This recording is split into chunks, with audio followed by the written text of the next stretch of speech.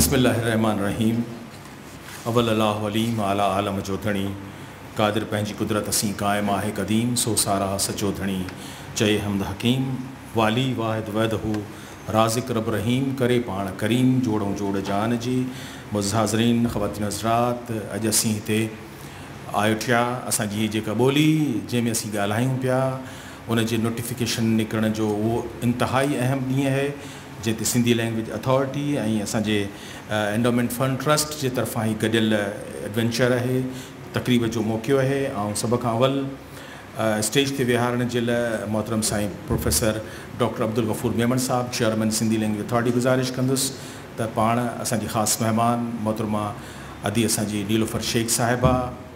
उनखे पाण स्टेज ते वठी ईंदा। गॾोगॾु प्रोफेसर साईं कलंदर शाह लकियारी साहब सदर जी हैसियत में मथे ईंदा। यूसुफ सिंधी ख़ासि महिमान जी हैसियत में स्टेज ते ईंदा। मकाला निगारनि में की नोट जे हवाले सां असांजो दोस्त मोहतरम इदरीस जतोई ऐं सेक्रेटरी सिंधी लैंग्वेज अथॉरिटी मोहतरमा शबनम गुल साहिबा तव्हां सभिनी जे ताड़ियुनि में स्टेज ते रवाना प्रोफेस थींदा। मुअज़्ज़िज़ हाज़रीन, सिंधी ॿोलीअ जी IITA जे मंज़ूर थियण जो ॾींहुं 13 जुलाई स्टेज ते सदर महफ़िल जी हैसियत में असां सभिनी जो लाइक़ सदर एहतराम मोहतरम साईं प्रोफेसर कलंदर शाह लकियारी साहब, ख़ासि महिमान असांजी बेहद प्यारी भेण मोहतरमा नीलोफर शेख साहिबा, ख़ासि महिमान यूसुफ सिंधी मकाला निगारनि में अहम हैसियत सां मोहतरम इदरीस जतोई ऐं सेक्रेटरी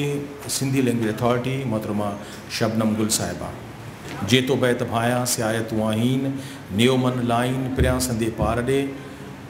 अॼोकी हिन तक़रीब जो आगाज़ तिलावत कलाम पाक सां ऐं गुज़ारिश कंदुसि मोहतरम साईं नईम कादरी साहब जिन खे त पाण अचनि ऐं तिलावत कलाम पाक करण जी सआदत हासिल कनि। अऊज़ु बिल्लाहि मिनश शैतानिर रजीम। बिस्मिल्लाहिर रहमानिर रहीम। कुल हुवल्लाहु अहद अल्लाहु समद लम यलिद वलम यूलद वलम यकुल लहू कुफुवन अहद। सदक़ल्लाहुल अज़ीम व रसूलुहुल करीम। वहदहू ला शरीक लहू जां थो चई ईअं तां मञ मोहम्मद कारणी निरतो मंझां नीह तां तूं वञो कीअं नाई सिर ॿियनि खे। बेहद महिरबानी जज़ाकल्ला मोहतरम साईं नईम साहब तिलावत कलाम पाक करण जी सआदत हासिल कई। ऐं सभु ॼाणो था त हीअ जेको ॿोलीअ जो इल्मु आहे या ॿोली जेका असांजी पंहिंजी आहे उहा मात्रिक छंद जे हिसाब सां आहे त सिंधी 4 मात्राउनि सां ज़हन में लफ़्ज़ आयो, ॿोली 4 मात्राउनि सां ज़हन में लफ़्ज़ आयो ऐं वरी असांजो कुदरत ख़ुदा जी आहे त लतीफ़ त उहो बि 4 मात्राउनि वारो लफ़्ज़ आहे त हीअ सभु सिंधी ॿोली लतीफ़ हिक ॿिए जे लाइ लाज़िम मलज़ूम आहिनि। इमदाद हुसैनी साहब जो शेर आहे त लतीफ़ हूंदे छाजो भउ, लतीफ़ हूंदे छाजो भउ, सूरज हूंदे कहिड़ो अंध। असीं अॼोकी हिन तक़रीब खे रौनक बख़्शण जे लाइ पंहिंजे दोस्त अनवर सोलंगी अलाह साईं हुन जे गले में सुर रखियो आहे, पाण अचनि ऐं शाह लतीफ़ सरकार जी वाई अवां जे आरो पेश कनि। जनाब अनवर सोलंगी। सुखन वारी सदर अल्लाह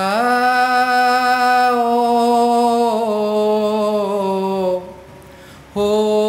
मता का मुसी करे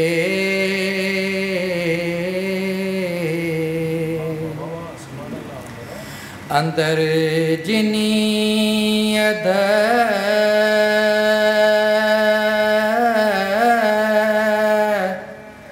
अल्लाह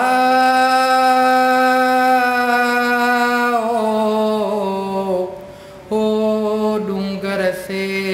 डोरी दियूं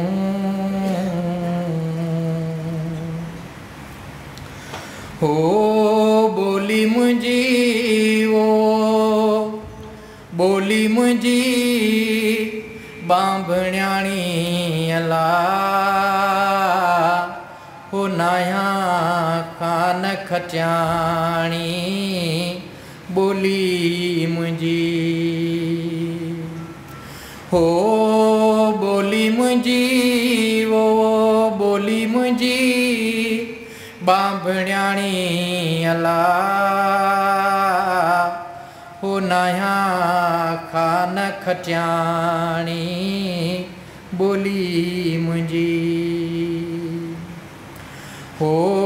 नंढड़े लाकूं दुख ॾिठा मूं हो नंढड़े लाकूं दुख ॾिठा मूं हो सूरन में वो सूरन में जिंद सामाणी अला हो नाया खान खटियाणी बोली मुंहिंजी हो लुढ़ंदी आयसि लहरनि विच मां हो लुढ़ंदी आयसि लहरनि विच मां हो पतोड़ियसि वो पतोड़ियसि न जिंद पाणी अला हो नाया खान खटियाणी बोली मुंहिंजी अदियूं शाह लतीफ़ चवे लालों लाल लतीफ़ चवे हो सैयद थींदुम साणी अला हो नाया खान खटियाणी बोली मुंहिंजी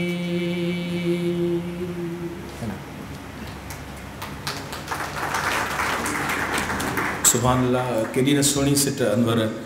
पंहिंजे लहन सां तरन्नुम सां असांजे सभिनी जे आॾो पेश कई त अदियूं शाह लतीफ़ चवे ऐं सैयद थींदुमि साणी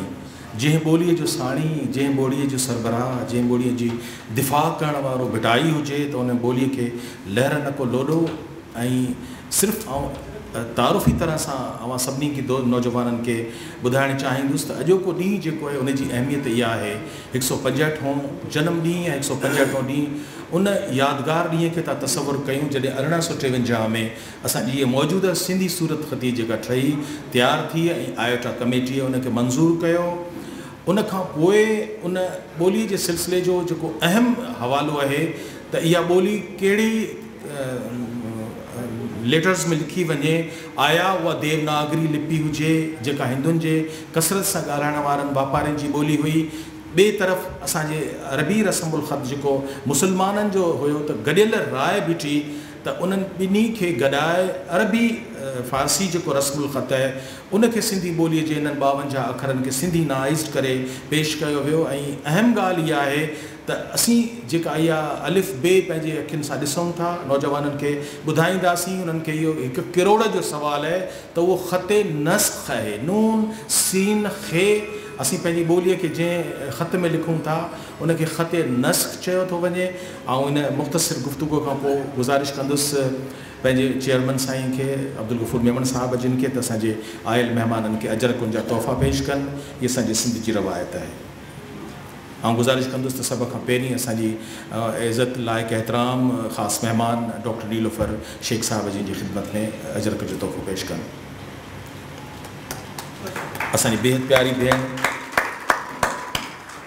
प्रोफेसर कलंदर शालकियारी साहब सदारत जी हैसियत में उस्ताद मोहतरम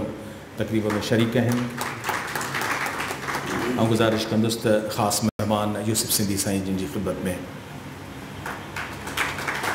तकरीब जी ख़ासि मकाला निगार जी हैसियत असां सभिनी जे प्यारे दोस्त इदरीस जतोईअ जी उनजी ख़िदमत में अजरक जो तोहफ़ो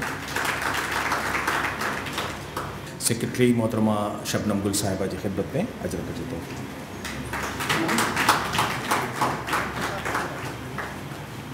अॼु मुंहिंजी गुज़ारिश हूंदी पंहिंजी भेण खे नीलोफर खे त असांजे अब्दुल गफ़ूर मेमन साहब जी ख़िदमत में अजरक जो तोहफ़ो अॼु भेण पाराए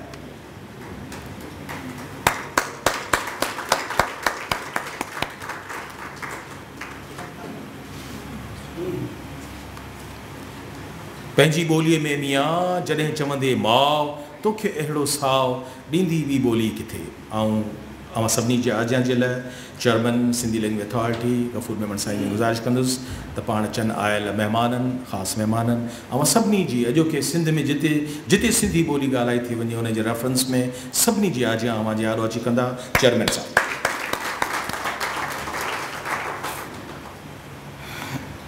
तमामु घणी महिरबानी साहिब। अॼु सिंधी ॿोली जो क़ौमी ॾींहुं आहे। इन करे त इंटरनेशनल तौर सां ॿोलियुनि जा ॾींहं जॾहिं मल्हाया वेंदा आहिनि त उहो तव्हांखे चङी तरह ख़बर आहे त 21 फेबरवरी मल्हाई वेंदी आहे। पर असां सोचो पिए त सिंधी ॿोलीअ जो क़ौमी ॿोली ॾींहुं बि अलॻि हुअणु घुरिजे। जॾहिं ही 13 जुलाई जो ॾींहुं 1853 13 जुलाई जो उहो ॾींहुं जॾहिं असांजे साम्हूं अचे थो त मुंहिंजे ज़हन में इहा ॻाल्हि थी अचे त छो न इन ॾींहं खे सिंधी ॿोलीअ जो क़ौमी ॾींहुं करे मल्हायो वञे। ऐं असांजी लैंग्वेज अथॉरिटी तरफ़ां हर साल इनशाला इन ॾींहं खे भरपूर तरीक़े सां मल्हायो वेंदो। बुनियादी तौर सां थोरो सम्झण जी ॻाल्हि हिते आहे त असां वटि 3 शयूं आम तौर सां मिलंदियूं आहिनि। 3 ईअं सम्झो त लफ़्ज़ मौजूदु आहिनि।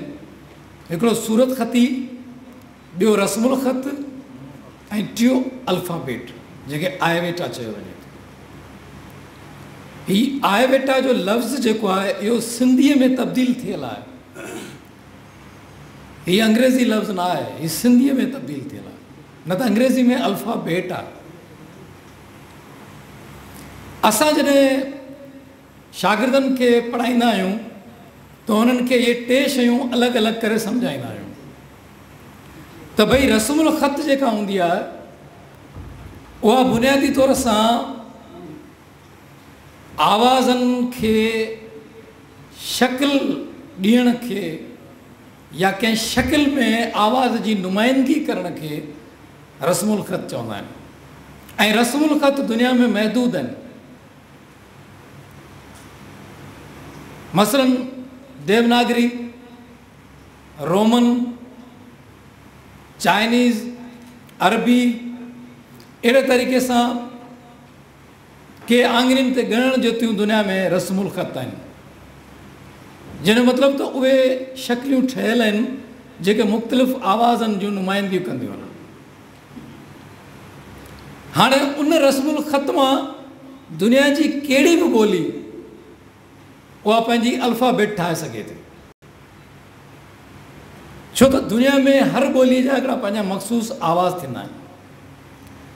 उन आवाज़नि जी अल्फ़ाबेट ठाहिणी पवंदी आहे कंहिं रस्मुल ख़त मां। हाणे असांखे मोहन जे दड़े मां जेका रस्मुल ख़त मिले थी उहा बाक़ाइदा पंहिंजी जॻह ते हिकिड़ी रस्मुल ख़त आहे। पर छो त उहा डिसाइफर न थी सघी तंहिंजे करे उन रस्मुल ख़त खे असां जारी कोन रखी सघियासीं। तारीख़ जो विच जो चैप्टर ग़ाइबु आहे त उहा रस्मुल ख़त केॾां वई। ऐं तंहिंखां पोइ अरबनि जे दौर जे अचण खां पोइ सिंध जे अंदरि मुख़्तलिफ़ क़िस्म जूं रस्मुल ख़त चालू थी वियूं। मसलन कुझु माण्हू देवनागरी में लिखंदा हुआ, के वाणिके में लिखंदा हुआ जेका देवनागरी स्टाइल में हुई, के साखरू में लिखंदा हुआ, के शिकारपुरी रस्मुल ख़त में लिखंदा हुआ जेका अरबी स्क्रिप्ट मां ठहियल हुई। ठटाई रस्मुल ख़त जेका अरबी स्क्रिप्ट मां ठहियल हुई। तव्हांखे ख़बर आहे त सिंध जी जेका पहिरीं रस्मुल ख़त अल्फ़ अशबा मखदूम अब्दुल रसूम जेका ठाही हुई उन में लिखंदा हुआ। पर इहे मुख़्तलिफ़ क़िस्म जूं रस्मुल ख़त हुयूं जिन में सिंधी ॿोली लिखी वेंदी हुई। हाणे ॿी शइ जेका आहे उहा आहे सूरत ख़ती। सूरत ख़ती लफ़्ज़ खे कीअं लिखिजे उनखे लिखण जी उहा जेका शकिल मुक़ररु कई वेंदी आहे उन्हनि ॿोलीअ जे माहिरनि जे तरफ़ां उनखे चइबो आहे सूरत खती। मसलन जेकॾहिं तव्हांखे चइजे त बाबा ख़ुशूसियत स्वाद सां लिखबी या सीन सां लिखबी, त तव्हां चवंदा बाबा भले सीन सां लिखी छॾ, छा आहे? पर न, सिंधी ॿोलीअ जे माहिरनि उनखे स्वाद सां लिखण जी शकिल मुक़ररु करे छॾी आहे। तंहिंजे करे उहा जेका मुक़ररु थियल शकिल हूंदी आहे, मसलन तव्हां सादिक लिखियो त सीन सीटी सां लिखो या स्वाद सां लिखो, पर न, मुक़ररु थियल जेका आहे उहा इहा आहे त स्वाद आहे। त उन मुक़ररु थियल शकिल खे तव्हां सूरत खती या डिक्टेशन चवंदा आहियो। जेका नंढे हूंदे स्कूलनि में ॿारनि खे लिखाई वेंदी हुई, त उहो ख़बर पवे त लफ़्ज़ उनखे पंहिंजी उन पूरी शकिल सां लिखणु अचे थो या नथो लिखणु अचे। हिकिड़ी इहा ॻाल्हि। ॿी हूंदी आहे आयवेटा यानी अल्फ़ाबेट। अल्फ़ाबेट बुनियादी तौर सां पंहिंजे ॿोलीअ जे आवाज़नि जी शकिल खे ठाहिणो हूंदो आहे। मसलन जेकॾहिं ॿे ॿकरी आहे त तव्हांखे कीअं ख़बर पवे त हीअ ॿे ॿकरी आहे? त तव्हां मख़सूस कंहिं बि रसुल ख़त मां शकिल खणी उनखे वरी पंहिंजे तौर सां उनखे निक़्तो ॾियो या ज़ेर ॾियो या को निशान मुक़ररु करे उनखे चओ त बाबा हीअ आहे ॿे ॿकरी। जीअं सिंधीअ जा मख़सूस आवाज़ आहिनि, मसलन ञे आहे, ॼे आहे, ॾे आहे, णे आहे, त हाणे उन्हनि खे असां अरबी रस्मुल ख़त मां पंहिंजे तौर सां मुक़ररु कयो, ठाहियो। त भई हाणे जे झिरकीअ जे लाइ असां जीम खे हे था विझूं ऐं थे थंब जे लाइ असां 4 निक़्ता था ॾियूं, इहो असां पंहिंजी आयवेटा खे अल्फ़ाबेट खे मुक़ररु कयो ऐं ठाहियो। हाणे तव्हां दुनिया जी कहिड़ी बि रस्मुल ख़त में वञी करे पंहिंजी आयवेटा ठाहे सघो था। मसलन देवनागरी मां वञी पंहिंजी रस्मुल आयवेटा ठाहियो, या रोमन में वञी करे पंहिंजी ठाहियो, या इवन तव्हां चाइनीज़ या जपनीज़ में वञो, या अमेरिकन्स जूं कुझु रस्मुल ख़त आहिनि, तव्हां कहिड़ी बि रस्मुल ख़त में वञो ऐं पंहिंजी आयवेटा तव्हां मुक़ररु करियो ऐं उन में तव्हां लिखणु शुरू करियो त तव्हां लिखी सघो था। जीअं अॼुकल्ह रोमन में असां मैसेज कंदा आहियूं त उन में असांखे ॾुखाई सिर्फ़ु उते थींदी आहे जिते ॿे ॿकरी ॼे ञे ॾे, त उते असांखे ॾुखाई थींदी आहे। छो त रोमन में मुक़ररु न आहे थी सिंधी रस्मुल ख़त, जंहिंजे करे असांखे तकलीफ़ थी पई त भई रोमन में सिंधी रस्मुल ख़त मुक़ररु थियणु, अल्फ़ाबेट मुक़ररु थियणु घुरिजे, त जीअं असां उनखे बि इस्तेमालु करे सघूं ऐं असांजे ॿाहिरि जे रहंदड़ जेके माण्हू आहिनि सिंधी जेका अरबी रस्मुल ख़त नथा पढ़ी सघनि, त उहा रोमन पढ़ी करे सिंधी बाक़ाइदा पढ़ी सघनि। त इहो असां कोशिशूं वठूं पिया, जंहिंखे वधीक तव्हांखे मैडम शबनम ॿुधाईंदी जंहिं अचण सां इहे कोशिशूं वरितियूं आहिनि त रोमन रस्मुल अल्फ़ाबेट मुक़ररु कई वञे। हाणे ॻाल्हि इहा आहे त ही दुनिया जो ही दस्तूर आहे त ॿोलीअ खे जेको आहे सो जॾहिं रिटन शकिल ईंदी आहे त उहा महफ़ूज़ थींदी आहे, ऐं दुनिया जी जेका लिखत में ॿोली मौजूदु हूंदी आहे उन ॿोलीअ जी वधीक अहमियत हूंदी आहे, उनजी अफ़ादियत हूंदी आहे, छो त उन में अदब जेको आहे उहो महफ़ूज़ थींदो आहे, उनजी तारीख़ महफ़ूज़ थींदी आहे। उन ॿोलीअ खे पंहिंजी जेको आहे सो ईअं सम्झो त नित नवां जेके इल्म दुनिया जा आहिनि उहे उन में ट्रांसलेट थींदा आहिनि ऐं ॿोली जी वुसत वधंदी आहे। जॾहिं अंग्रेज़ हिते आया त अंग्रेज़नि जी इहा हिकिड़ी ख़ासियत हुई त हो उते वञी करे उन मुल्क जी ॿोलियुनि खे, अदब खे, तारीख़ खे, जाग्राफ़ी खे, फ़लसफ़े खे हो मुतारिफ़ कराईंदा हुआ ऐं उनखे पंहिंजे न सिर्फ़ु उन्हनि ते पाण रिसर्च कंदा हुआ बल्कि उनखे अॻिते वधाईंदा हुआ। त तंहिंजे करे जॾहिं सिंध में अंग्रेज़ आया त हुननि पहिरियों ई कोशिशि इहा कई त सिंधी ॿोलीअ खे का हिकिड़ी रस्मुल ख़त, हिकिड़ी अल्फ़ाबेट जेका असां मुक़ररु हुनजी कजे, जंहिंजे लाइ सर बार्टल फरियर इहो ऑर्डर पास कयो हो त भई सिंध जे अंदरि नौकिरी सिर्फ़ु उन माण्हू खे मिलंदी जेको सिंधी ॿोली लिखी ऐं पढ़ी ॼाणंदो, उनखे सिंधी नौकिरी मिलंदी, भले उहो अंग्रेज़ छो न हुजे। लिहाज़ा हिते सुवालु पैदा थियो त हाणे जेको आहे सो कंहिं हिकिड़ी अल्फ़ाबेट में, हिकिड़ी रस्मुल ख़त में सिंधी खे लिखियो वञे, जेको अलॻि अलॻि हिते राइजनि इहे ख़तमु कयूं वञनि। ऐं तंहिंखां पोइ हुन कमेटी मुक़ररु कई जंहिंमें 8 ॼणा, 4 हिंदू हुआ ऐं 4 मुस्लिम हुआ, उन्हनि खे उन मुक़ररु कयो त भई हाणे तव्हां वेही करे हिकिड़ी मूंखे अल्फ़ाबेट ठाहे ॾियो ऐं हिकिड़ी रस्मुल ख़त मां। उते हिकिड़ो वॾो बहस हलियो, कई साल इन ते मुक़ररु माना न पिया थियनि, हिकिड़ी जेका गॾियल राय आहे उहा न पई जुड़े। के चवनि पिया त देवनागरी में ठाहियो, के चवनि पिया त रोमन में ठाहियो, के चवनि पिया त अरबी में ठाहियो। पर बहरहाल सर बाल्टर उन्हनि खे जॾहिं आर्डर कयो त हाणे जल्दी मूंखे तयारु करे ॾियो, न त पोइ तव्हांजो हाणे अशर बुरो कंदासीं। ऐं आख़िर उन्हनि पोइ अरबी रस्मुल ख़त ते मुक़ररु करण जे वञी पाण में गॾियल राय ठही ऐं पोइ अरबीअ मां उन्हनि अल्फ़ाबेट जी रस्मुल ख़त मां अल्फ़ाबेट ठाही। ऐं पोइ उहा जेका आहे उहा 13 जुलाई 1853 में उनजो ऐलान कयो वियो। उन खां पोइ यानी तव्हां ॾिसो त पाकिस्तान में आउं सम्झां थो त जेके बि ॿोलियूं आहिनि, पंजाबीअ जी बि रस्मुल ख़त हाणे ठही आहे अरबीअ वारी, न त अॻु में गुरुमुखी में हूंदी हुई, ऐं बलोचनि जी त हाणे ठही आहे, पश्तो जी बि हाणे ठही आहे, बिल्ती शीना इहे जेके बि लैंग्वेज पाकिस्तान जूं पुराणियूं आहिनि इन्हनि में रस्मुल ख़त हाणे ठाही वई आहे। पर असांजी वाहिद रस्मुल ख़त आहे जेका अंग्रेज़नि जे दौर में 165 साल अॻु में ठाही वई हुई। ऐं उन वक़्त खां वठी उन रस्मुल ख़त जा किताब जेके आहिनि छपियल, उहे असांजो हिकिड़ो ज़ख़ीरो आहिनि तारीख़ जो, जेको वॾो अहम सिंधी ॿोलीअ खे अफ़ादियत ॾियनि था। त आउं सम्झां थो त इहे क़ौमुनि जा जेके अहम ॾींहं हूंदा आहिनि, इहे उन्हनि जा फ़ैसिला कुन ॾींहं हूंदा आहिनि। असांजा वधीक माहिर हिन ते राय तव्हांखे वधीक ॾींदा ऐं अञा असां हिननि खां सिखंदासीं वधीक ॻाल्हियूं। ऐं तव्हां सभिनीनि जो जेके बि असांजा दोस्त भेणूं भेनरूं जेके बि परे परे खां जेके आया आहिनि, उन्हनि सभिनीनि खे आउं हिन ॿोली जे बाख़्तार इदारे जे अंदरि अचण ते दावत थो ॾियां, भलीकार थो चवां। ऐं उन्हनि जी महिरबानी, उन्हनि सभिनीनि जी जेको पंहिंजो क़ीमती टाइम कढी हिते आया आहिनि। ऐं हालतूं बि शहर जूं मूं ॿुधो त सही कोन्हे आई, सूरताल सियासी बहरान न अलाए कहिड़ी आहे, पर उनजे बावजूदि बि इहे सभई दोस्त जेके वेठा आहिनि ऐं हिन अहम क़ौमी ॾींहं में शामिलु थिया आहिनि, उन्हनि सभिनीनि जी महिरबानी। घणी महिरबानी मोहतरम साईं chairman Sindhi language Authority Doctor Abdul Ghafoor Memon साहब अमां सां मुखातिब हुया। ऐं हू सन जेको 1853 अमां सभिनी खे ॿुधी ख़ुशी थींदी त सिंधी ॿोलीअ जो वॾे में वॾो मोहसिन ऐं मुहाफ़िज़ शमसुल उलमा मिर्ज़ा कलीद बेग साहब उन जे पैदाइश जो साल बि 1853 आहे। ईअं लॻे थो त हीअ सूरत ख़ती जेका नई ठही इहा इन करे ठही त मिर्ज़ा साहब हुन में न फ़क़ति तर्जुमा करे पर तबज़ात किताब बि लिखे। हीउ मौक़ो आहे जॾहिं असीं पंहिंजनि उन्हनि अज़ीम बुज़ुर्गनि जंहिं असांखे हीअ ॿोली लिखण जी रवायत जो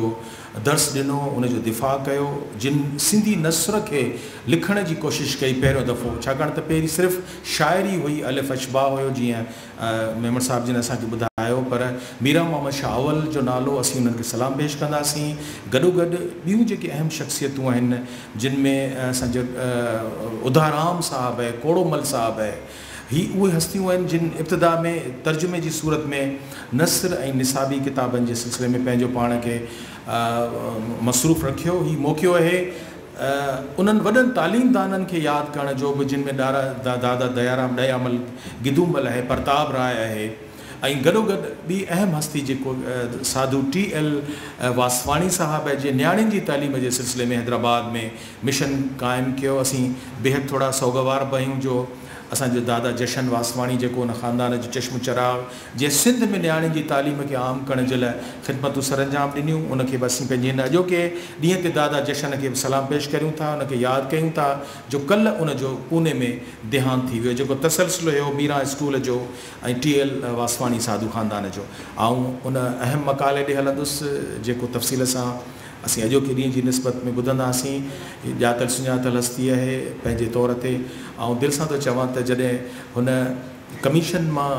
उथंदे ई 19 ग्रेड में जॾहिं हुनजी पोस्टिंग थी त मुंहिंजी हुन सां एतिरी वाक़फ़ियत बि कान हुई, पर मूं शहर में जंहिंखे ॾिठो थिए ॿुधियो थिए त हिकिड़ो नौजवान आहे जेको डायरेक्ट 17 खां मथे पंहिंजे ग्रेड में कमीशन में हायर एजुकेशन में आयो आहे। हिन वक़्तु उहो पंहिंजे निहायत अहम मनसब ते फ़ाइज़ आहे, ॿोली जो स्पेशलिस्ट हुनखे शुमार कयो वञे थो।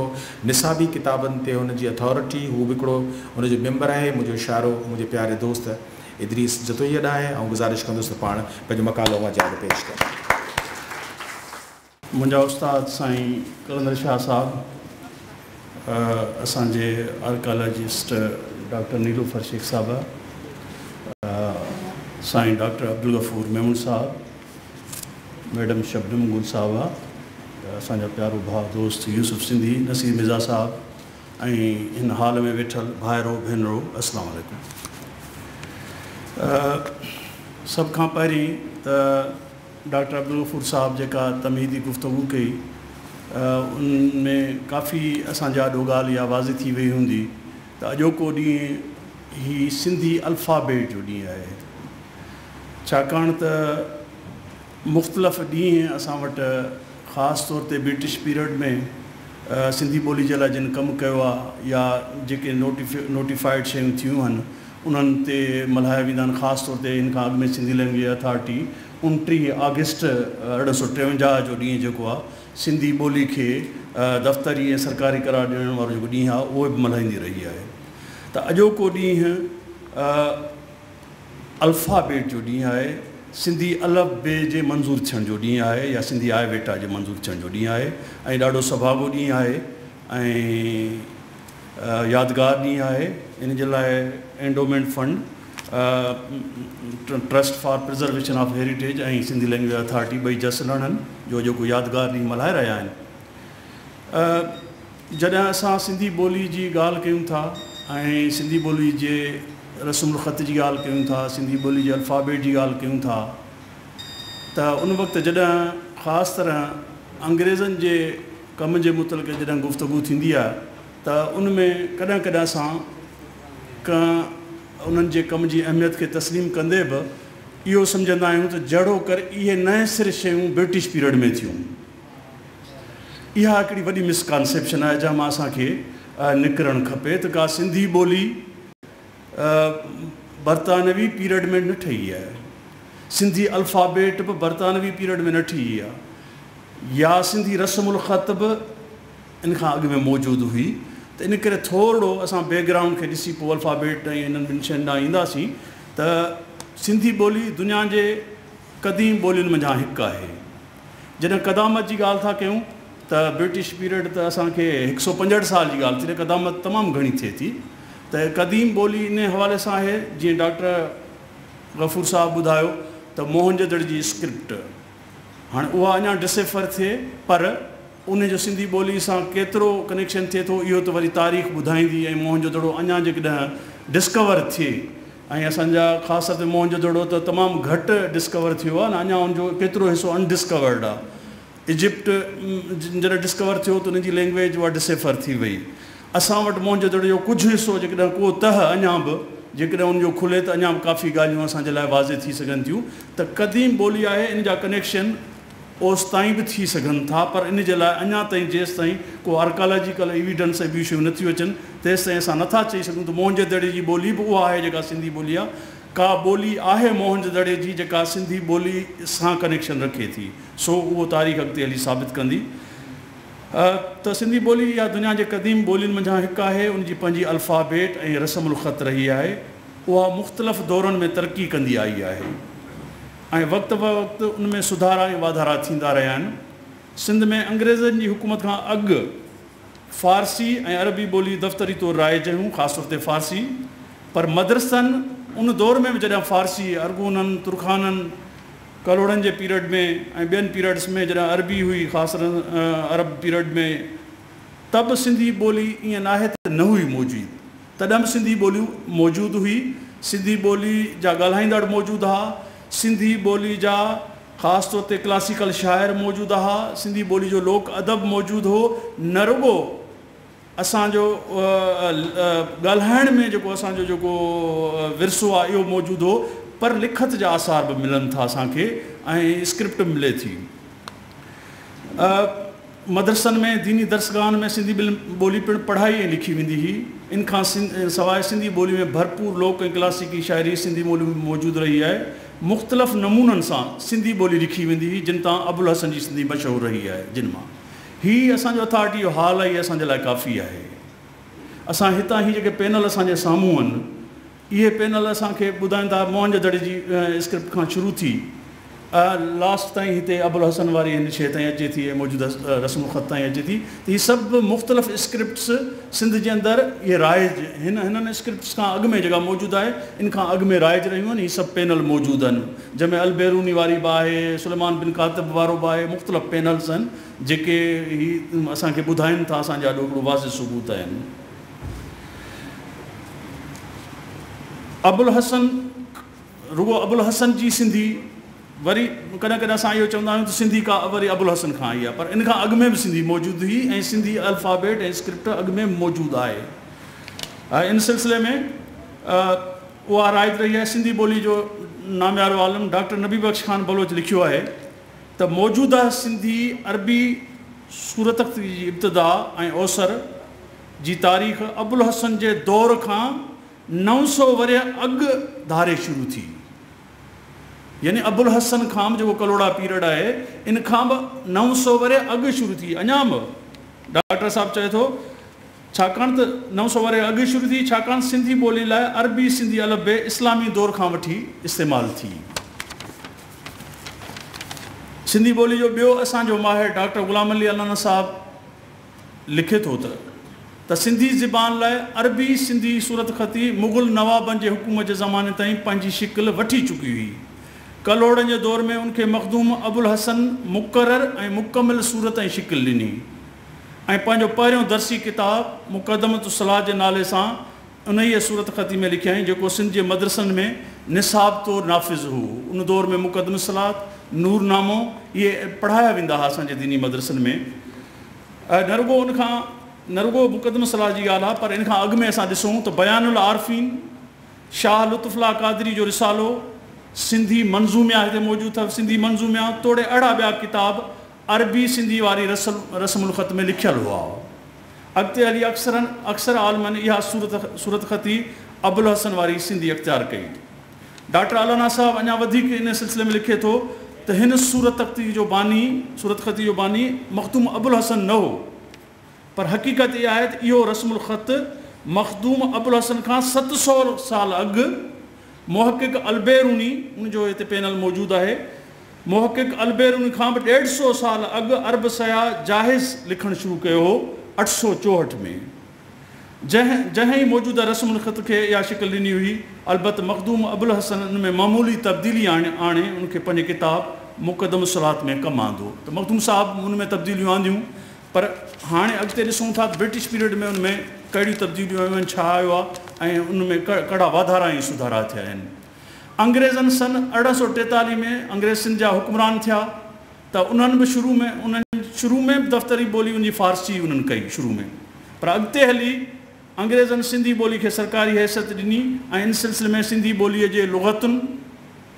लुग़त ख़ासि तौर ते कैप्टन स्टेक जेका लुग़त ठाही, ग्रामर जा किताब, रस्मुल ख़त अल्फ़ाबेट ते वॾी तहक़ीक़ कई ऐं सिंधी ॿोलीअ जी तरक़ी वाधवीज ऐं इस्तेमाल लाइ भरपूर उपा वरिता। सिंधी ॿोलीअ खे मुख़्तलिफ़ हवालनि सां मयारी बनाइण लाइ माहिरनि जूं कमेटियूं जोड़ियूं, दर्सी किताब लिखाया ऐं सिंधी ॿोलीअ जे मयारी लहजे जी पिणु चूंड कई। हाणे जॾहिं सिंधी ॿोली जूं मुख़्तलिफ़ कमेटियुनि जो ज़िक्र थिए थो ऐं उन जे कम जो ब्रिटिश पीरियड जे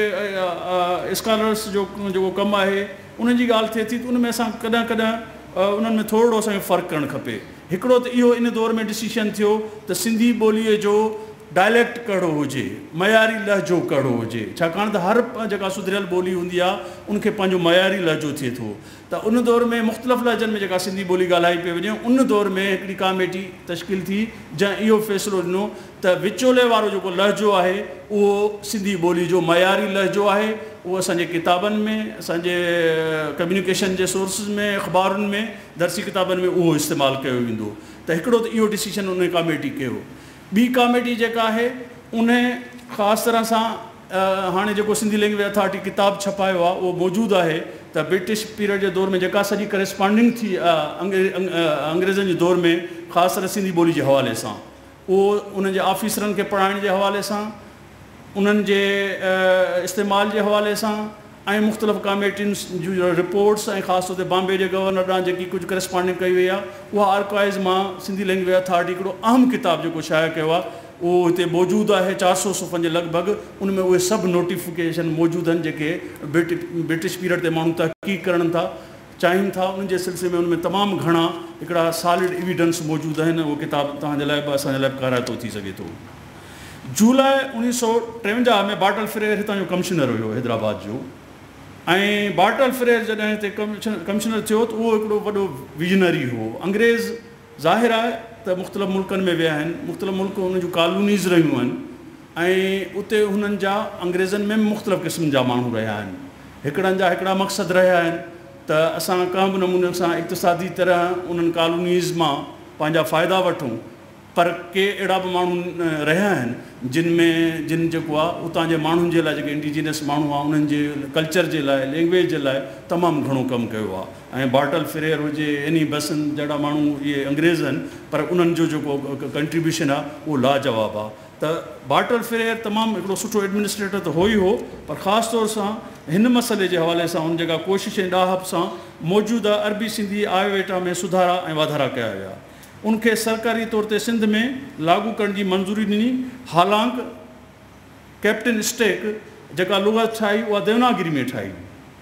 ऐं हुन ग्रामर बि उन ते मुश्तमिल ठाहियो, ऐं बॉम्बे जे गवर्नर खे बि हुन लिखियो त हिन खे जेको आहे देवनागरी खे लागू कयो वञे, ऐं उन ते हू काफ़ी एग्री बि थी विया। पर तंहिं हूंदे बि बाटल फ्रेयर उन ई दौर में न रुॻो सिंधी ॿोली खे कारोबार, अदालतुनि, रेवेन्यू ऐं पुलिस थाणनि में इस्तेमाल लाइ क़दम खया, पर स्कूलनि में पिणु सिंधी ॿोली खे तइलीम जो मीडियम ऑफ इंस्ट्रक्शन जो ज़रियो करार ॾिनो। अंग्रेज़नि ऐं ॿियनि गैर सिंधी ऑफिसरनि लाइ,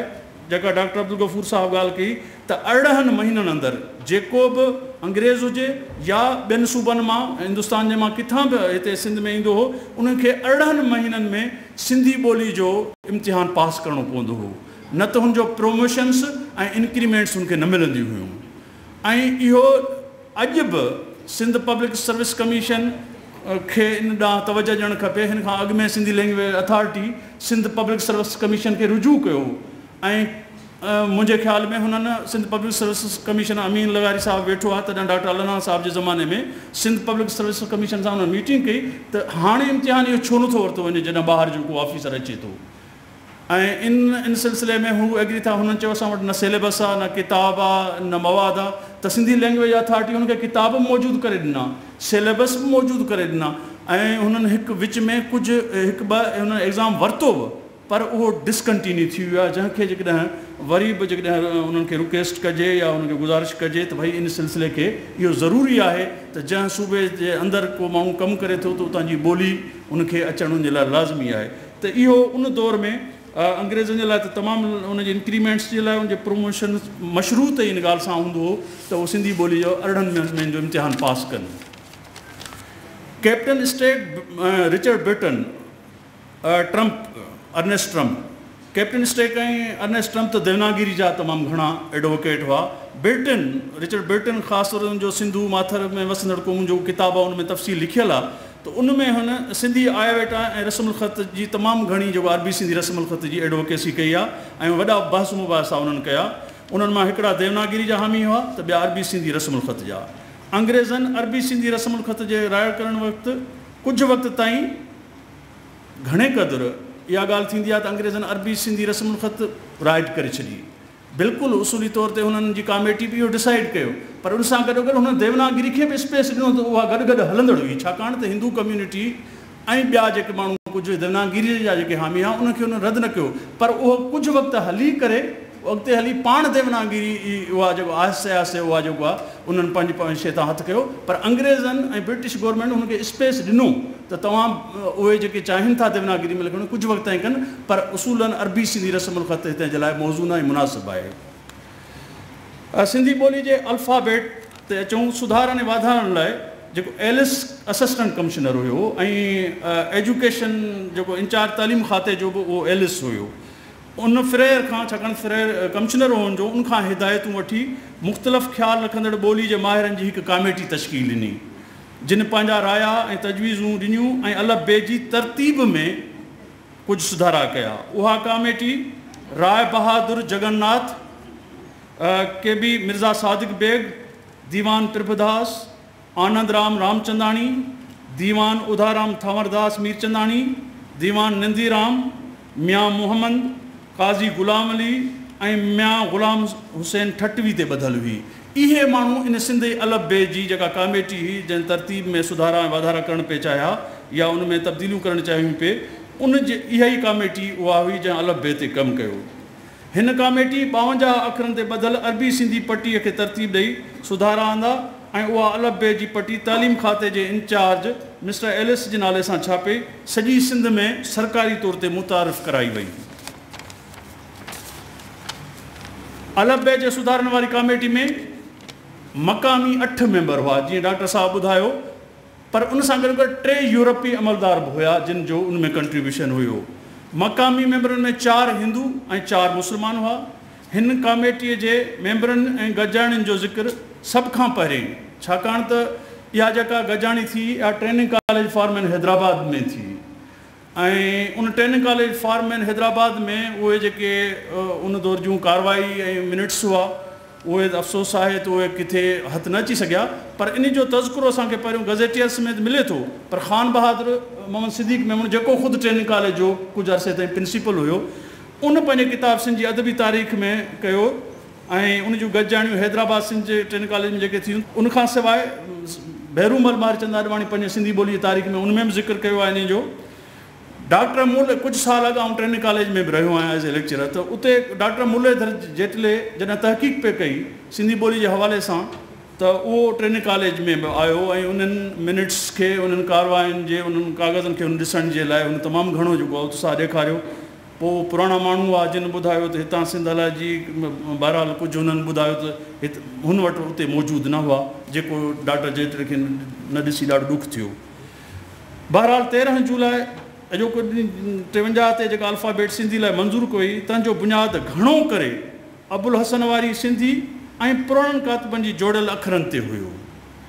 अबुल हसन जी सिंधी ऐं पुराणनि कातबनि उनमें सुलमान बिन कातिब जो बि आहे ऐं उनखां सवाइ ॿियूं बि जेके आहिनि उन ते बुनियादु हुयो। ख़ासि हीअ जेका हिते तश्कील ॾिनी वई। एलिस कमेटी में कुझु अखरनि जे शिकिलनि जी बि तब्दीली थी, पर उहा नए सिर तयारु कान कई वई, पर उहा सुधारी ऐं संवारी वई। सर बाटल फ्रेर ख़ुदि उनखे जेको आहे रिवाइज़्ड अल्फ़ाबेट सॼो आहे, हुन बि ईअं न चयो आहे, किथे बि उन्हनि दावा न कई आहे त का असां पाण इहो पंहिंजे उन सोच में ऐं उन शइ में वरितल आहियूं त असां वटि का शइ कान हुई, का अची ॾिनी आहे असांखे। हुननि ज़रूरु उनखे रिफाइन कयो ऐं उनखे रिवाइज़ कयो, पर शयूं मौजूदु अॻु में सिंध में हुयूं। हा, जीअं डॉक्टर साहब सूरत जी ॻाल्हि कई त इन खां पोइ एजुकेशनल इंस्पेक्टर जॾहिं जेकब साहब हुयो, जेकब रोड जेको असांजो सिविल अस्पताल जे सजे थो, इहो जेकब इंस्पेक्टर हुयो एजुकेशन जो, त उन जे दौर में वरी लफ़्ज़नि जे सूरतुनि ते बि तमामु घणो कमु थियो। लफ़्ज़ कीअं लिखिया वञनि ऐं मुख़्तलिफ़ माण्हू ऐं मुख़्तलिफ़ लिखण जा तरीक़ा हुआ उन साॻे लफ़्ज़ खे, त इन ते बि कमेटी ठही ऐं जेकब जे एफर्ट सां पोइ अख़बार तइलीम जॾहिं निकिरंदो हो, एजुकेशनल मैगज़ीन जेको 1902 खां शुरू थियो, उन अख़बार तइलीम में 1913 में जेके तरजीही सूरतूं मुक़ररु कयूं हुयूं,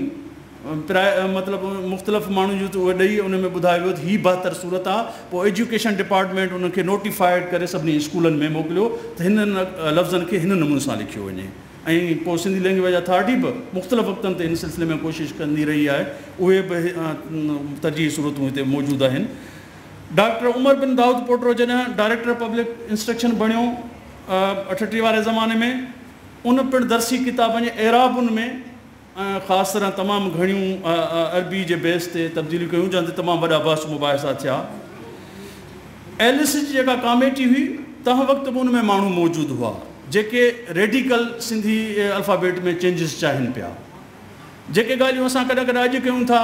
त हीअ ज़ब आहे, ज़्वाद बि आहे ऐं ज़ेब आहे, त इन्हनि मां हिकु छो न आहे, सीन बि आहे, से बि आहे, इन मां हिकु छो न आहे, इन क़िस्म जा अलिफ़ बि आहे ऐं हमज़ो बि आहे, हिन बि आहे, त पोइ उन मां हिकु छो न, असांखे एतिरी अल्फ़ाबेट असां सां वॾो इन क़िस्म जा जेके ॻाल्हियूं थींदियूं आहिनि, इहे बसि रेडिकल उन दौर में बि कमेटी मेंबरनि में थिया। पर उन कमेटी इन्हनि ॻाल्हियुनि खे उन्हनि सम्झो त इन लाइ ज़रूरी आहे, जीअं डॉक्टर साहब ॿुधायो तव्हांखे त सूरत अख़्ती जी पंहिंजी तक़ाज़ा आहे, उन में ऐं फोनेटिक्स जी पंहिंजी तक़ाज़ा आहे, इन नमूने सां जी स्क्रिप्ट जी पंहिंजी तक़ाज़ा आहे। अल्फ़ाबेट जी पंहिंजूं तक़ाज़ा हुन, इन करे इन सभिनी शयुनि खे आॾो रखी हुननि इहा अल्फ़ाबेट तश्कील ॾिनी, जंहिंमें जेको आहे हुननि उनखे बहितर न सम्झो, उन्हनि माण्हुनि खे मुतमिन करण जी कोशिशि कई उन दौर में। हाणे बि इन्हनि आवाज़नि ते बहस थींदो रहंदो आहे। हाणे डॉक्टर अब्दुल गफ़ूर साहिब ऐं असां पाकिस्तान रीडिंग प्रोजेक्ट जेको आहे उहो रीडिंग ते कमु पियो करे पाकिस्तान जे अंदरि, पूरे पाकिस्तान जे अंदरि। त उन रीडिंग प्रोजेक्ट तरफ़ां सिंधी लैंग्वेज अथॉरिटी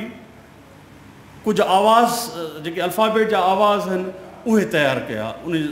ऐं उहे रखियलु हुआ डॉक्टर फ़हमीदा हुसैन जे ज़माने में। पर हुननि चयो त असां सॼे सिंध जे स्कूलनि में कमु कयूं था, सिंधी ज़बान ते कमु कयूं था, त असांखे इहा आवाज़ जेकॾहिं एज़ इट